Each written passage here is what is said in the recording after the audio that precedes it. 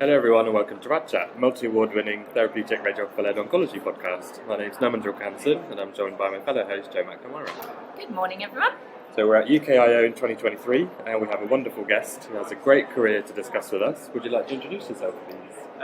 I'm Nick Spencer and I've been a radiologist based in Yorkshire for 25 plus years, but I've had a bit of a checkered past, if you like, with a range of roles in the industry in a way, as a radiologist supporting businesses delivering imaging in the community, and more recently now, in addition to my clinical practice, I work for Agfa Healthcare, who are a provider of PACS and artificial intelligence solutions all around the world. So it's a global brand. I've got the opportunity to work across Northern Europe as their Chief Clinical Information Officer. Bringing a very different perspective, because I'm not selling stuff, I'm providing expertise and advice and guidance. I'm getting a little bit of interaction with product development. Whenever I meet customers, I seem to have a little bit of fun with them. They're quite surprised that I'll give an opinion about somebody else's place or somebody else's service or whatnot. And it seems to be valued, so I feel like I'm in a really lucky place. Do you get the opportunity then to almost disseminate best practice because you have that ability to go into lots of different services? I wouldn't be so bold as to say disseminate best practice. I've got a perception of what's gone on in a wide variety of healthcare settings, both in the UK and elsewhere in the world. In the last couple of years, when I've travelled more to continental or global conferences, I'm getting a different perspective. Though it's different than what I've done before, I still very much feel very lucky to have my clinical practice to go back to. And I think that transition where I'm doing more away from the clinical environment is a testing one to work through, because I do miss that. But equally, I probably enjoy it more when I'm in the clinical sphere. Can I take you all the way back since before I was born? Oh, Thank you. That's all right. What made you want to be in healthcare? So I've got a strange background. When I was a little boy in the 60s, my parents emigrated to Canada. My dad was a community surgeon. He took a job in a small community in northern Ontario.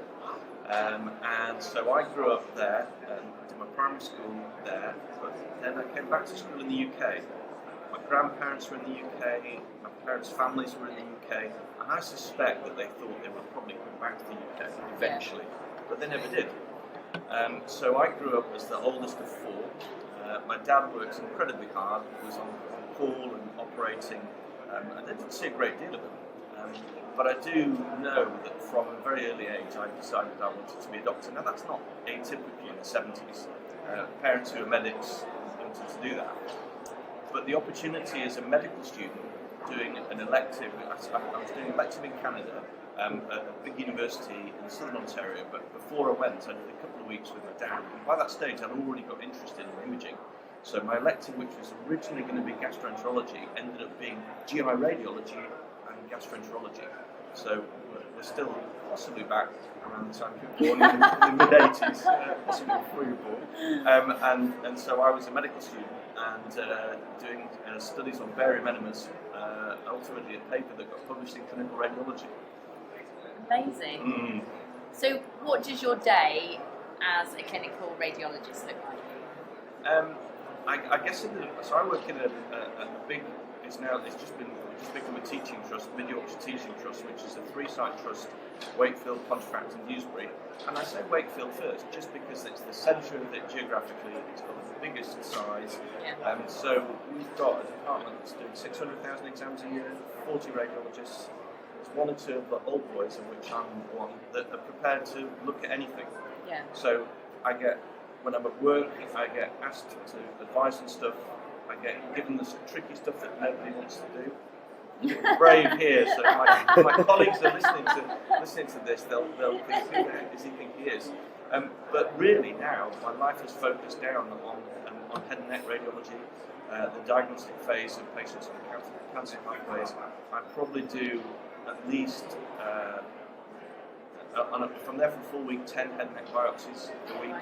And those patients are in a vulnerable stage. If you're going to biopsy them, they know that there's something serious going on. Yeah. And the clinicians will always hedge their bets a bit in terms of what they think is going on at that phase. Because you're about to take a biopsy sample, I often end up having really interesting and challenging conversations. You know, it's cancer, doc, isn't it? That kind of stuff. And I think the thing I say the most commonly is, look at yourself. You walk into the room as a fit and well patient with a neck wound. You walk out just the same. Yeah. And what we're doing is beginning a journey to work out what we need to do to help make it better. And as someone who has had cancer, having that biopsy was probably one of the hardest areas for me in my cancer pathway. I really struggled with that biopsy element because it's not an easy procedure, is it? Especially of head and neck region. Well, the head and neck region, because you're right in people's personal space. Again, thinking about potential lay audience listening to this, your radiologist or whoever's the operator doing it, because we've got radiographers doing head and neck biopsies as well now, they need to put you at your ease. Yeah. And part of that is a confidence, part of it is an openness and an honesty. I've always found that having a very straightforward style with my patients, I'll often distract them, talk about things that are not work related, ask them what they're doing the next day, or the weather's good, or there's a test match nearby, or I can talk a little bit occasionally about my family, just as a way of distracting them. And there's only about a 10-second period when you're actually doing anything that really matters. All the other stuff is just scanning and prep. I was a great patient, I passed out, so I was very amenable. Just thinking, obviously, from the patient rapport side of things. So now, as someone who has a very distinguished career, how do you give that information, that experience to junior trainees? I think that's quite challenging because everybody now is trainees of all sorts. They're probably better educated, probably on average more empathic, but they aren't able to broadly take risks. So I would have a conversation that might be seen to be risky.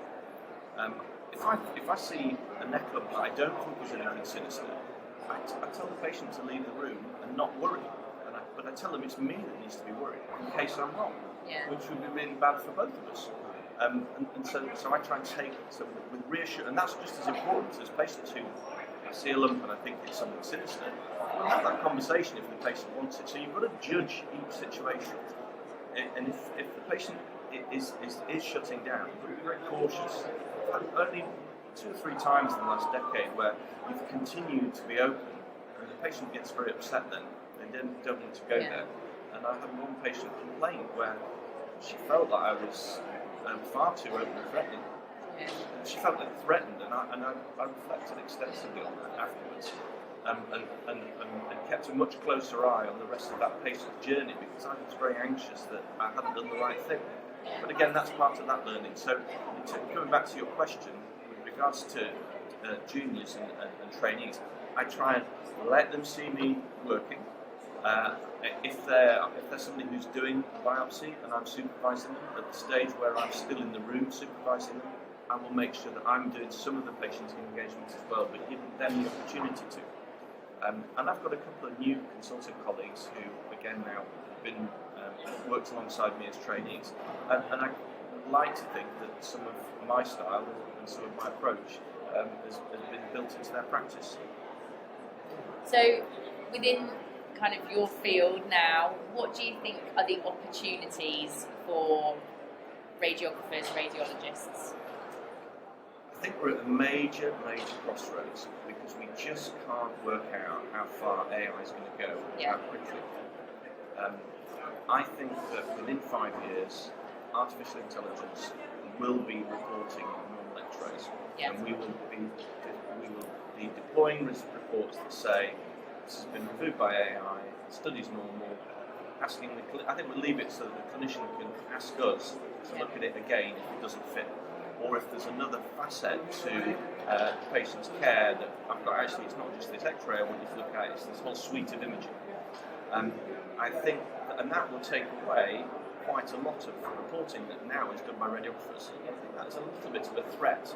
I think people are quite anxious about that. I think AI will make us better.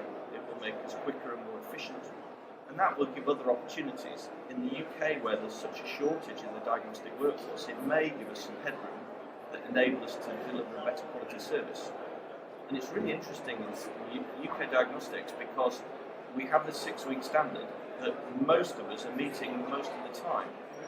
But that's an acquisition standard. We need to gradually turn that into a reported and published and communicated with both the patient and the referrer inside 6 weeks for routine. So everything's going to go faster.